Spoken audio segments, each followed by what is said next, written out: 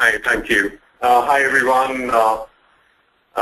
This is Manav Sehgal, and I'll be your host today for this webinar, which is titled Success in E-Commerce for India Retail Sector. Quickly going into introductions, I have about 15 years of experience in the e-commerce sector, helping leading brands initiate their e-commerce projects. And my experience sort of dates back to around 1997 when I helped Osram, which was is the leading maker of lighting products, now part of Siemens. I helped them in their journey to launch one of the largest e-commerce catalogs for that particular industry with almost 5,000 SKUs. And just to sort of set the context in terms of time, this was almost 5 years before Amazon posted its first profit, and almost 2 years after Amazon.com went live for the first time on the web.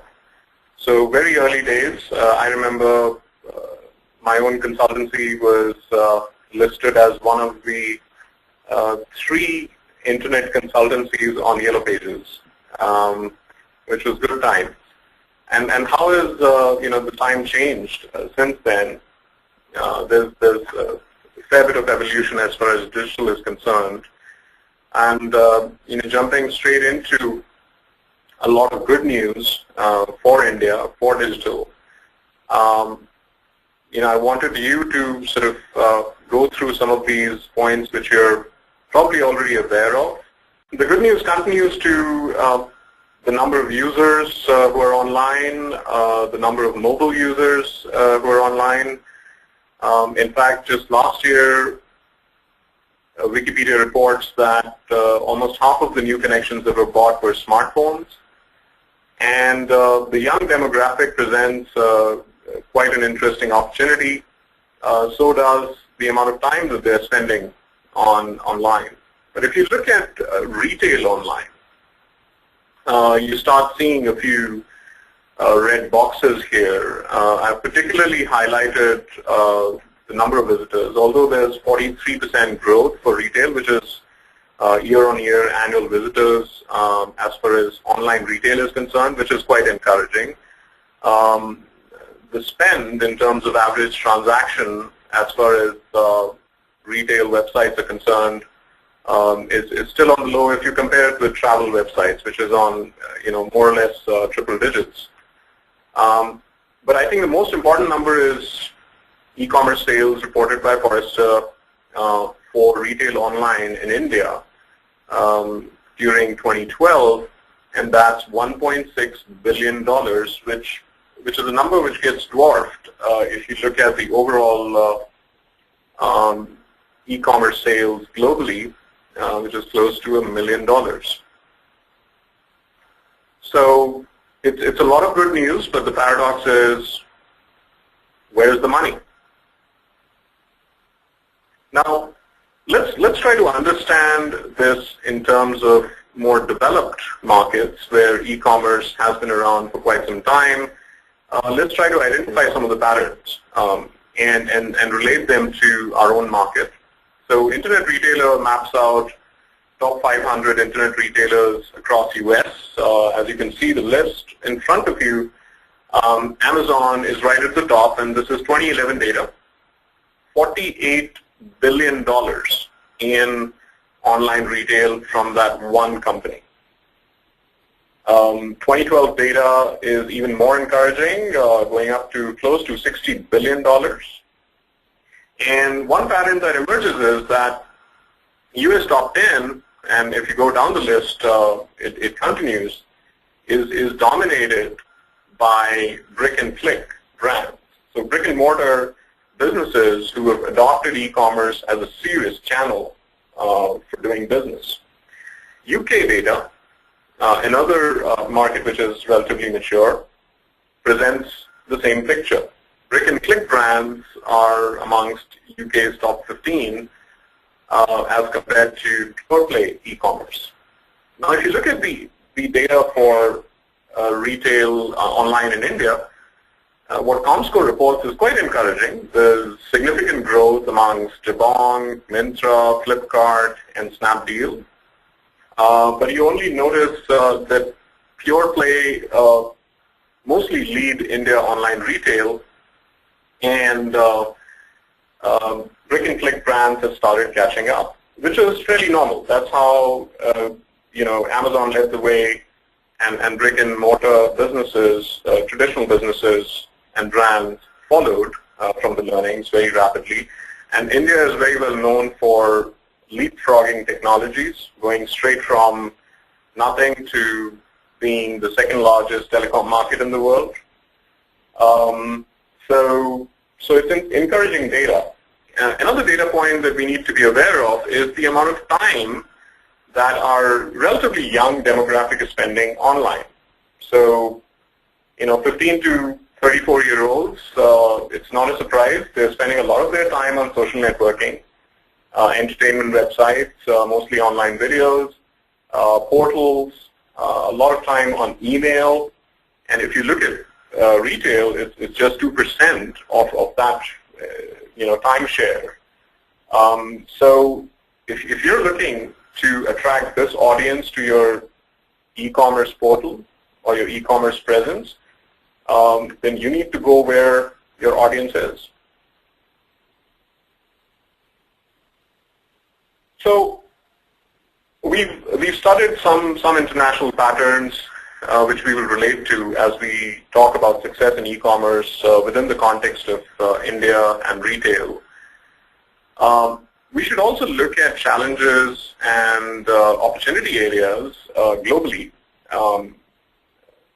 in terms of understanding, where are the blue oceans, which is where opportunities are, competition not so much, and red oceans where almost everybody has a strategy around. So I have a few data points here which sort of cut across 5 different areas, from content, in terms of the content relating to your product, your company, content that your user is interested in various formats, whether it is text, web pages, video, and so on. A primary objective of content for success in e-commerce being that content needs to be share-worthy. If content is shared on social media, it increases the number of visitors who are likely to see your brand as well as visit your e-commerce presence. Channels like social networking, and mostly digital channels is what we are talking about within this context, primary objective being distribution. Distribution of your content, distribution of your products or their digital versions, and distribution of your brand message. Community is what you build on those channels, and your primary objective there is to continue engaging them in a conversation. And in order to sustain that community, you need to run sustained campaigns, email campaigns, direct mail, and so on, primarily driving the return on investment that you've made so far on content, channels, and community. And of course, the final objective is commerce, and within that, you want people to buy. You want to convert your audience. And if you look at the left-hand side of this slide, it more or less goes through the entire marketing, sales life cycle, from reaching out to your audience to sustaining your audience. And if we look at some of the data points out there, there are a few red oceans out there. So when you look at reaching out to your audience, the biggest driver is search. But it's not easy to be to convert users who are searching for generic terms like jeans that they want to buy, or the next electronic product that they want to buy. 5.63% average conversion rate is something which we're looking at. Another lots of good news is Current Communication published this study in Economic Times recently, where they're ranking a fairly mature sector, insurance and financial services, across the board as poor on user experience, because And why user experience is important, that's how you differentiate. Once user comes to your website, your user experience is what they would see first, and then they would look at your products. So it's not all bad news. There are a lot of good insights in terms of how you measure results, how you measure and understand your consumers better. So big data analytics is delivering its promise, and one great example is Tesco, which I'll talk about, where Tesco has delivered almost 675% increase in their net profit over 10 years. And as you saw in the previous slides, Tesco is amongst the top 5 UK online retail properties. So there are opportunities there. There are opportunities in content marketing. Coke, IBM, some of the most valued brands in the world are betting around content marketing. I'll talk a little bit about that. Facebook, we may want to rename Facebook to Face Billions because they primarily talk in terms of billions. So 1 billion monthly active users in an internet audience of close to 2.3 billion. That's awesome channel for you to target. So although there are so many social networks out there, but if you focus your strategy around Facebook, Twitter, maybe Google+, you'll achieve some of your objectives. That's as far as engagement is concerned.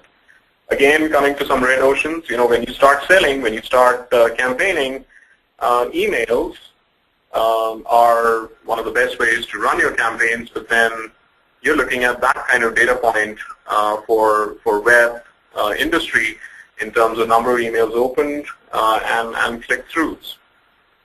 And when you talk about conversion, it becomes even more challenging. 65% of people who will visit your e-commerce site, this is global data, would abandon at the shopping cart stage.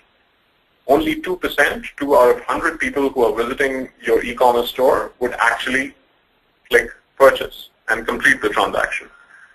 So, it's a mix of good and bad news. And of course, finally, in terms of sustaining, it's not just about getting your visitors. It's not just about, getting them to buy once, but it is about lifetime value of your customer.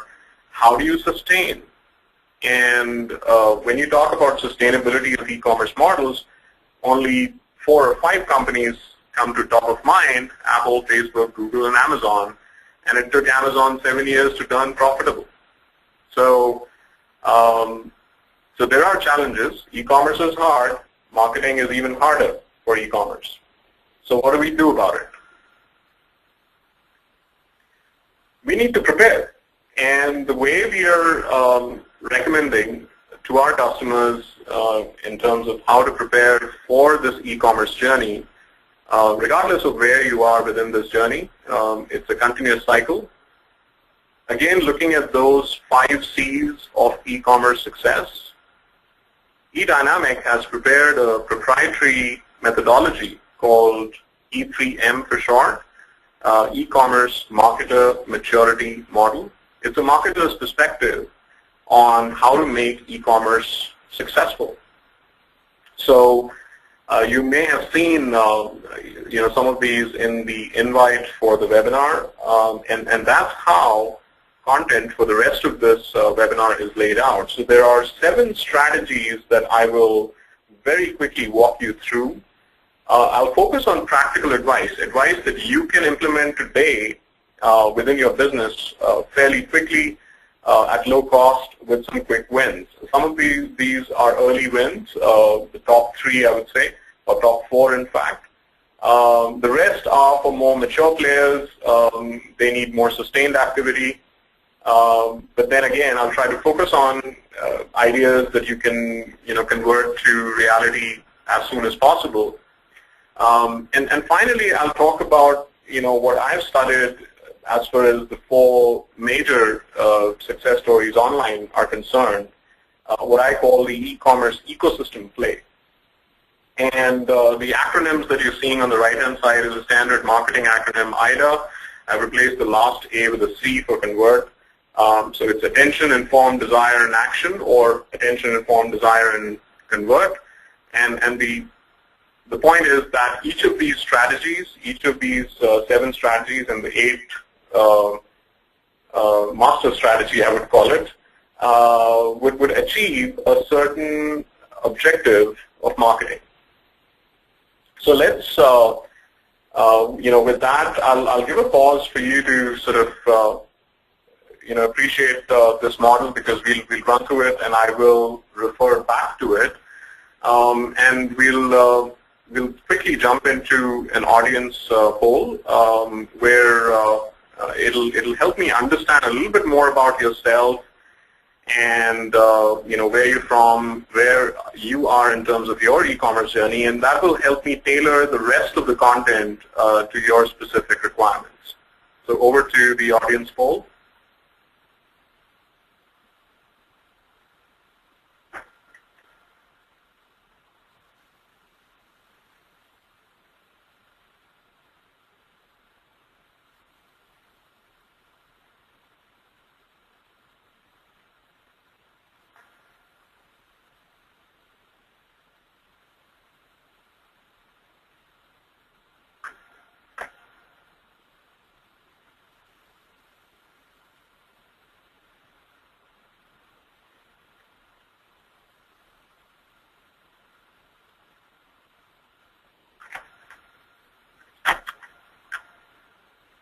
All right, thank you for attending this quick poll, and we have data, and it's quite encouraging. 71% of you are actually implementing e-commerce initiatives, so this content hopefully would be quite relevant for a lot of you. About 14% each are planning an e-commerce initiative or researching an e-commerce opportunity. So I think I'm very thankful for you to attend this session, and hopefully you'll find this content practical and usable. So let's jump into the first strategy, which is SEO for increasing e-commerce traffic. Now, once again, we're covering 7 strategies, and there's a lot that can be done. But the idea is to give you a flavor of what you can achieve almost immediately for your business. And there are 1 or 2 strategies that I wanted to cover, considering some of the recent updates that Google has done to their PageRank algorithm. You may be aware of the Google Panda and Google Penguin updates, which are most recent. Effectively, what Google is doing is they're cleaning up search. They're cleaning up search results. They're reducing spammy links. They're reducing, the links which are not of high quality. They're reducing visibility of content which is not of high quality. So primary focus is on creating really high quality content and really high quality referrals to your content. And one of the ways that you could do that very quickly is look at publicly available data on demographics and on content affinity for your competitors, right? So if there are some best of breed players out there in some of the mature markets like North America or United Kingdom, here's an example of demographic data that's publicly available on Quantcast.com for a website like Gap.com, which is one of the top online retailers. So what can you do with this data? You can understand content relevancy based on demographics. You can plan your campaigns and you can plan your content creation process around what's the kind of audience that gets attracted to an apparel, a top-of-the-line apparel website. You can also look at affinity in terms of what other websites these users visit and what kind of content they're interested in out of these websites. Another very interesting data point is adjacent interests or nearby interests. So somebody who's interested in apparel visiting Gap.com for buying a pair of jeans is also very interested in buying jewelry or luxury goods, very interested in fragrances and cosmetics. So you don't necessarily need to plan all your content around your product. You could also plan content around adjacent interests based on content affinity. And when you do that, hopefully Google will see more variety in content that you're publishing and increase your ranking as far as SEO is concerned. Another strategy for following the recent Google updates is the importance that Google is giving to social influencers and author attribution. Now, here's a very interesting result. You can probably try it on your own. If you search for best music on Google, you would expect someone like Billboard, which is a brand known for doing top charts for music, coming right at the top. But actually, Nathan Rees has an article which comes right at the top of the search results. He's only on 80-odd Google Plus circles. And that's how Google is ranking the social influencer higher than even Billboard. So a very revealing search result. So reach out to influencers within your circles and look at the kind of content that they're publishing and work with influencers to promote yours. So those are two clear strategies that could affect the traffic that comes to your website. But then there are 200 more, and we don't have time to go through that. So I'll point you to one of the best sources of information on search engine optimization, which is a website called Search Engine Watch. They've been around for, since the inception of web, I guess.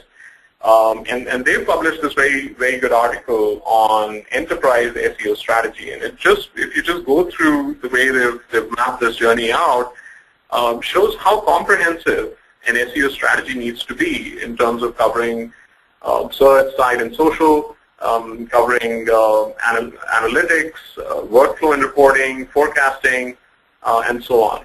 I have the link to this particular article in the references section within this webinar, which I'll be happy to share with you. So once you manage to get some traffic coming to your website, the next important thing for you to look at is your user experience. And user experience becomes very important, as highlighted in the current study that I'd mentioned earlier, which was published in Economic Times.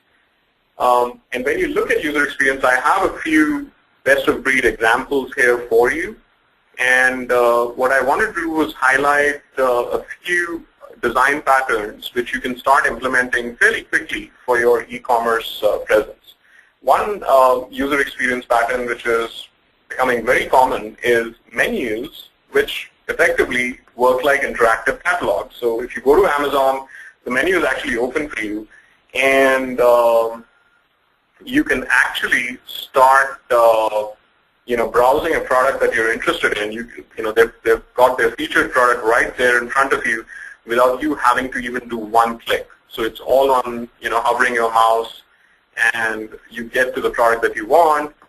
Reduces the journey time, reduces the load on the user, and hopefully improves conversion. Another very interesting pattern is, a very common pattern is product focus above the fold. So above the scroll area, all Apple focuses on is the product, a small copy explaining one benefit or feature, one advantage of the product, and a very tiny control which lets you flip to other angles, other features, or other benefits of that product. Warby Parker, this is another online retailer which won Webby Awards recently. Webby Awards are Oscars for digital, and what they offer is a faceted search. So search which you can configure as a user. So when I wanted to buy my frames from Warby Parker, I selected the material, which is titanium, front view, black color, and rectangle frame shape, and it got me the result within a matter of seconds. So faceted search is quite a common design pattern from a user experience perspective. We talked about Tesco. One of the very convenient user experience elements that Tesco has when you're doing shopping for multiple items is to give you a multi-search, which is basically a shopping list. So you can just simply type your shopping list and go search, and it will start giving you offers around the shopping list that you have identified. And you can refine the search by special offers, and that's what you will get.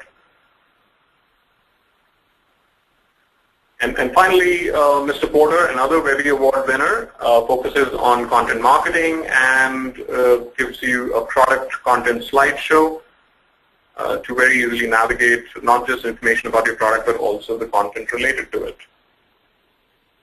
So you've got the user excited by creating fantastic user experience. What do you do next? How do you learn whether your user experience is working or not? How do you identify who to reach out to, not just based on analytics that you can drive from your website, but also all the publicly available data from Twitter streams, from social networks. This is where analytics and big data play a very, very important role for e-commerce ROI. Now here's a very interesting example from Fab.com where this is their homepage. This is a scroller on their homepage where products are scrolling by. It seems randomly, but actually there's a fair bit of analytics running behind the scenes. This snapshot over here on the right is actually from Pinterest, which is a popular social networking website where you can pin interesting photographs that you find around the web. Now, based on number of pins that people have made for a particular product, Fab.com is actually prioritizing the catalog products that you see when you visit the website. And of course, that improves conversion. So social shopper being converted into your website, into your e-commerce as a customer.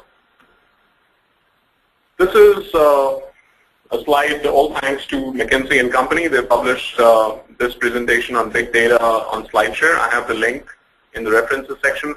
By far one of the best examples of big data resulting in big results.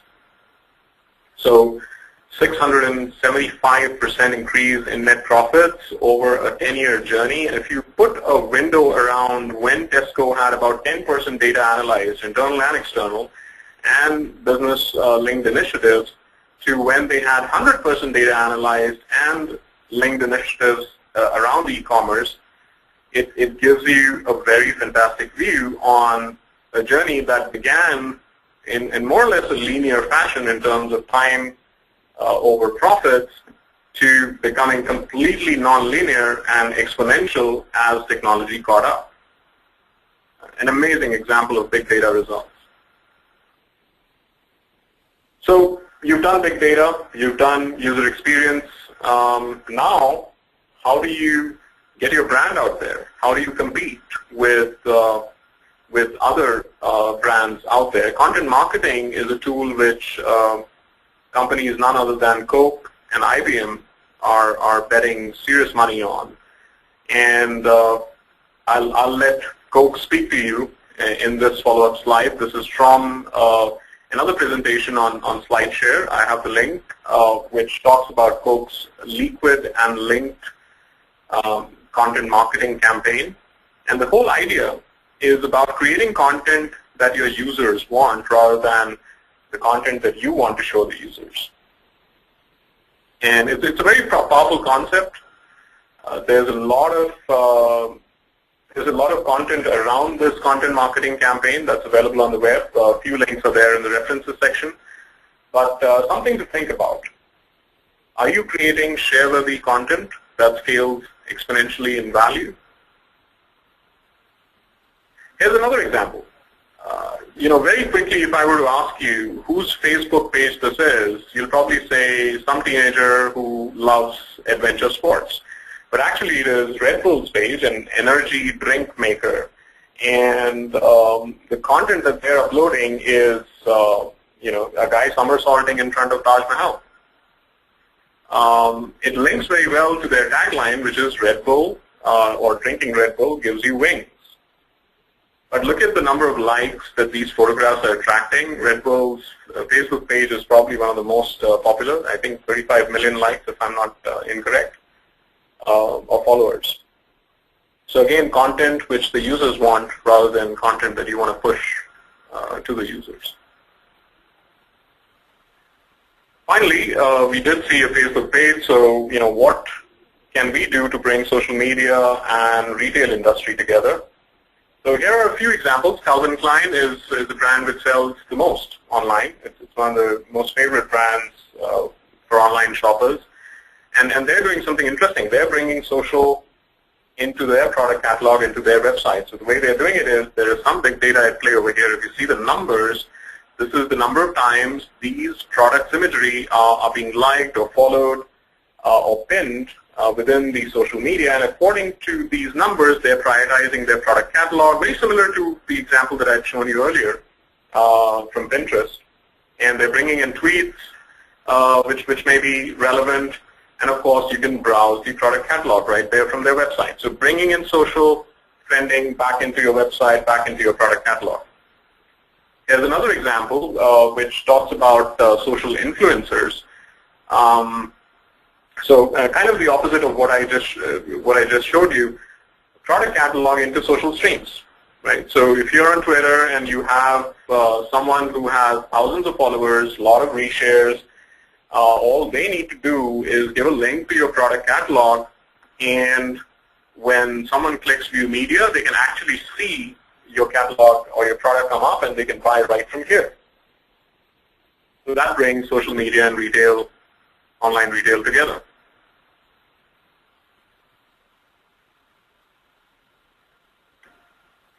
So you've done all that. That's quite a lot of initiatives to take on. But if you're not able to sustain these initiatives, you'll keep spending money on social media, on search, on user experience, and it's an unending cycle. Now, one of the ways for you to sustain user traffic to your website is through email marketing or email campaigns and other such marketing channels. Now, two of the best examples of demand generation or generating interest in your website, in your e-commerce presence, or in your products are LinkedIn and Twitter. What you see in front of you here are not web pages, they're not landing pages, they're actually emails that I received recently from LinkedIn and Twitter respectively. The first one is a highly personalized email about content that may be of interest to me based on what I've been reading at LinkedIn. So I read a lot of McKinsey articles, and there is an article down below on McKinsey. I read about social media, so there's an article on social media. And what it does is it attracts me back to LinkedIn and makes me a repeat visitor. Twitter follows another strategy where, depending on the number of followers that I have, Twitter actually tells me what my followers are doing and invites me to join the action right there from the email campaign. So one thing which is very evident here, that there is a lot of software engineering running behind this. There's a lot of programming that is running behind this to figure out the personalized choices, to match my interests with the email that I'm receiving. So the best way to sort of classify this is personalized, programmatic campaigns. Now, Twitter and LinkedIn have been putting in a lot of engineering behind their platform. What do you do? And especially if you're a brick and click business, we have an answer for you, which is in the form of a demand center, which we run for quite a few of our customers, where eDynamic on the left-hand side offers inbound marketing campaigns, website development across various content management systems, integrated data and analytics, and at the center you would see marketing automation, which we run off of some of the market-leading cloud-based platforms like Eloqua, where we would actually do strategic campaign nurturing for you and take these emails to the next level in terms of personalization, more or less one-to-one marketing, and do lead scoring to help improve your leads database. All of that is an offering that eDynamic has for its customers, which you can leverage if you do not have access to all the engineering that LinkedIn and Twitter have behind the scenes. So that's demand generation very quickly for you, how you can achieve a strategic campaign architecture for your e-commerce initiative. Another strategy, once you've sent out those emails and people come to your shopping cart and they start buying, remember the drop rates were 65% abandoning your shopping cart and just 2% converting. One of the best strategies to help improve that is to incorporate the sciences of usability. Now, I'm sorry for a very busy slide that comes up in front of you, but this is just to give you a sense of how complex and broad this space of usability is. It goes through human psychology, cognitive sciences to figure out what's the best way of positioning your product, your message, your website, content on your website, on your e-commerce presence, going through things like, attention span, visual perception, memory, human memory and knowledge, social psychology, and even emotion-driven behavior. So I won't go into details of usability. Nielsen Norman Group is world-renowned. They actually run a course around this particular content. And at eDynamic, we have usability experts who are trained from world's best institutes to offer these services. But here's some interesting data points from Nielsen Norman Group and from Baymard Institute, another well-known source of usability-related research for online retail. So if you look at this graph on the left-hand side, the y-axis is low to high usability score going up, and the x-axis is online sales, low to high going to the right. And within a $1 billion range of sales, you would see that most of the top 100 online shopping websites have high, medium to high usability scores. Once you cross $1 billion sales threshold, the situation changes, primarily because of the complexity of some of the larger websites that are out there in terms of the systems, in terms of the accounts that they expect users to create. But once you cross the $1 billion threshold, we can have a different conversation. Remember, India online retail is just $1.6 billion right now. But there are a few tips here to improve usability very quickly. Achieve these 4 scenarios: known item purchases, category research, so have faceted search, bargain hunters, so highlight discounts, and of course browsing for inspiration is all about content marketing. Here's another very interesting infographic which you can quickly apply to your product pages. Now, not all of these can be classified as usability recommendations, but it was one of the best infographics I could find. So all credit to InvestB blog. They've collected a lot of information from public domain sources to build this infographic for you, and very quickly relating some of these recommendations to what you've already seen in content so far. So point number 1, high quality product images. What better example than Apple.com? If you go to their website, if you look at the product imagery that they have there, you won't be able to distinguish whether it's professionally shot photograph or high quality 3D rendered art. Highlighting discounts, very much a real world example. Getting up close and personal to the product zoom feature, multiple view of images for the single product. Going to point number 6, user-friendly navigation. So I spoke about menus which are literally product catalogs to reduce the number of clicks, and so on and so forth. Again, link to this particular article or this particular infographic is available in the references section. With that, I have a few more minutes left, so I wanted to, we've covered 7 strategies that are, well, I would say easy to mature player wins, and hopefully you can apply some of those. But if you look at the best of breed, what are the rock stars of e-commerce space doing? Interestingly, they have their own 7 strategies.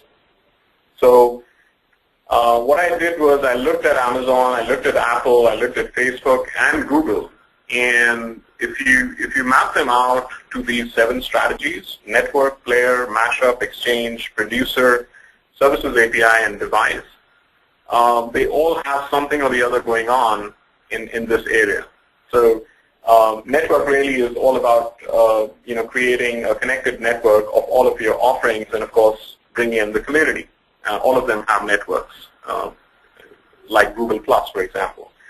Player is all about, it's the next step of content marketing where you actually own the player which will play the content. So YouTube is the best example.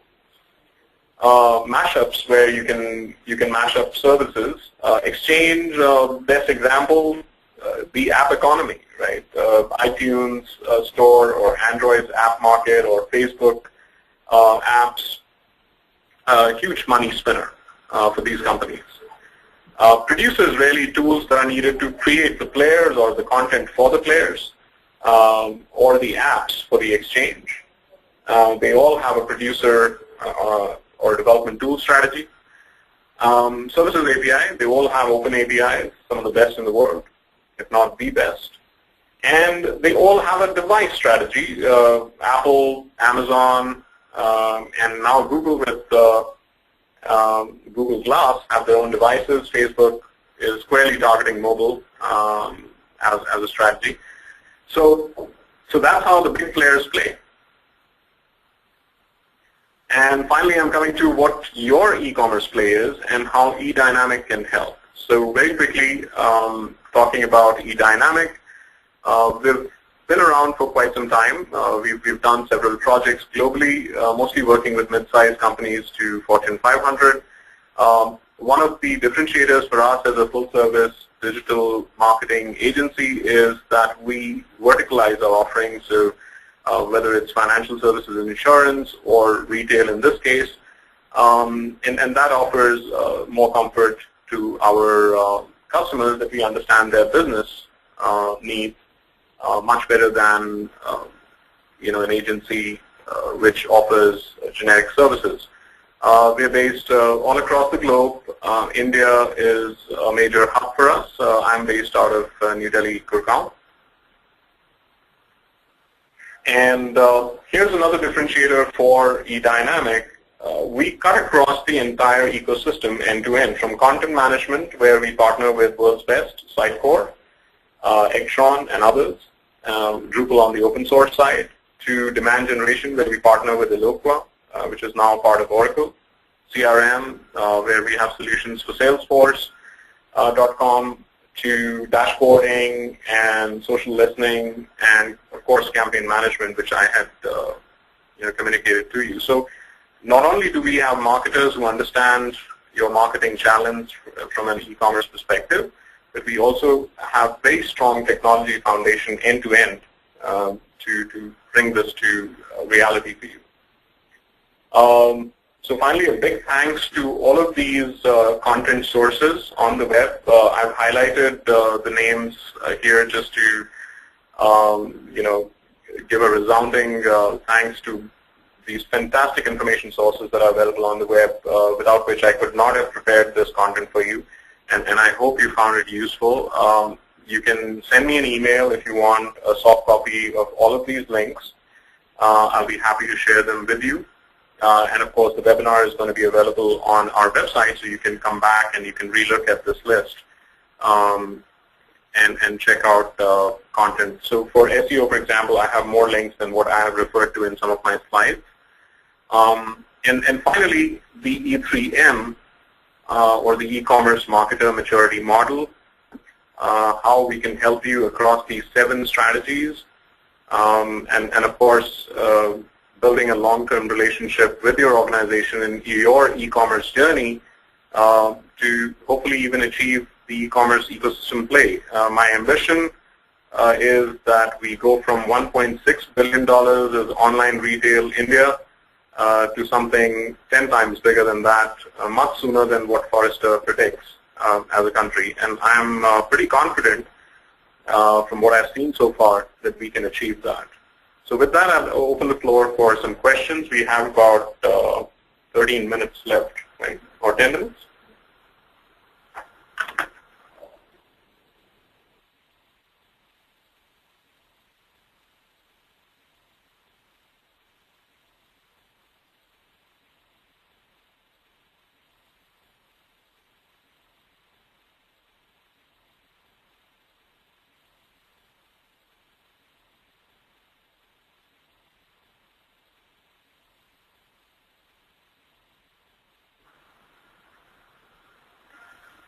Sorry, I should have guided you.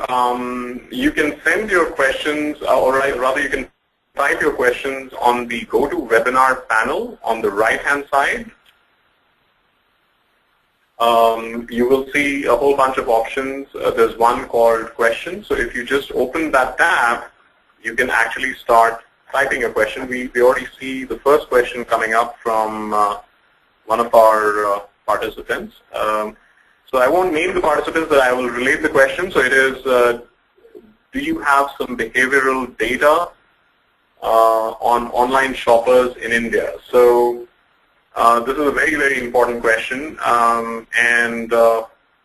Short answer, yes, we do. And if you shoot me an email at manav.sehgal@edynamic.net, I'll be happy to help you with whatever public domain information sources I have access to. How conversion rate number on Google AdWords is higher than e-com rate of 2%? Okay, that's another interesting question. So we're talking about conversion rate from whatever data I've collected of, and you know, these statistics, once you drill down to the next level, can be quite interesting. And in fact, the data source which pointed out this conversion rate was also saying the same, which is it doesn't necessarily mean conversion in terms of actual products being bought. So there is variance there, and you know, we can leave it at that. There are a couple of studies which have been published which kind of relate the entire journey from search to e-commerce conversion, which I can share with you once again if you send me an email.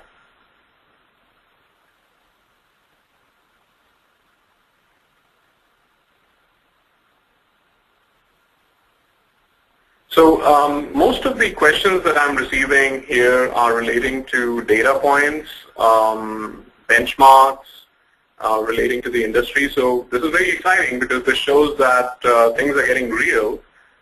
You are in the middle of your implementation journey and you're looking to identify data points for ROI. I'll be more than happy to help you. We are running out of time here in this webinar. But please do feel free to reach out to me on my email address. We have all of your contact information and we know who's asked the specific questions. After this webinar, we will definitely get back to you as well. So thank you so much for being a patient attending audience, and I hope you found this webinar from eDynamic very useful. This is Manav Sehgal signing out.